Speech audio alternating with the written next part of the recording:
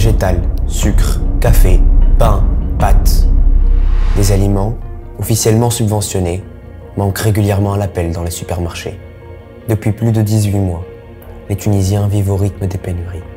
Pendant des générations, notre terre nous a apporté la subsistance, un lien avec nos racines et une source de fierté. Aujourd'hui, la Tunisie arrive de moins en moins à se nourrir elle-même.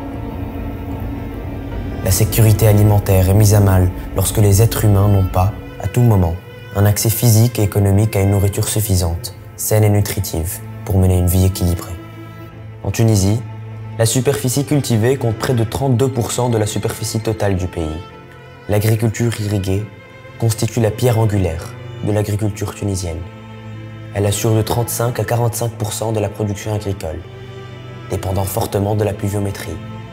La céréaculture occupe 34,1% de ces terres. Depuis quelques décennies, le grenier de Rome n'est plus en mesure d'atteindre l'autosuffisance nationale sur le plan des céréales. Entre 2000 et 2020, le taux de dépendance de l'importation des céréales est passé de 55,8% à 71,5%, selon les données de la FAO.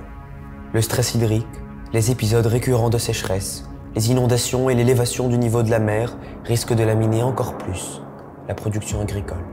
Si le système de subvention a effectivement permis d'assurer la stabilité des prix au profit des consommateurs, il a néanmoins pénalisé les agriculteurs et les acteurs de la transformation alimentaire.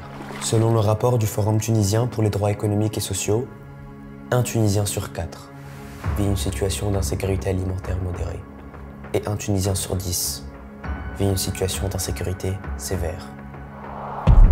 Depuis la pandémie du Covid et la guerre en Ukraine, principal céréalier du monde, et au vu du pic démographique qui nous attend au XXIe siècle, les questions agricoles et alimentaires deviennent universelles, géopolitiques et générationnelles. Les prix mondiaux ont augmenté et les cours subissent des fluctuations importantes. Les pays ont de plus en plus de mal à trouver des solutions pour nourrir leur population. La souveraineté alimentaire, un concept plus récent, est considéré comme un droit international. Il laisse la possibilité aux populations et aux États de mettre en place les politiques agricoles les mieux adaptées à leur population sans nuire à celle des autres pays.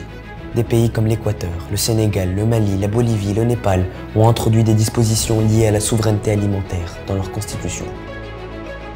En Tunisie, la constitution d'août 2022 n'y fait pas particulièrement référence. Aujourd'hui, il est impératif de transformer nos trajectoires de développement, d'enraciner une agriculture résiliente et durable, de décarboner nos économies, d'organiser les circuits de distribution, de rationaliser la consommation et de lutter contre le gaspillage. Il est temps d'agir pour protéger nos terres, soutenir nos agriculteurs, préserver toute la chaîne agroalimentaire et que la Tunisie redevienne le grenier d'antan.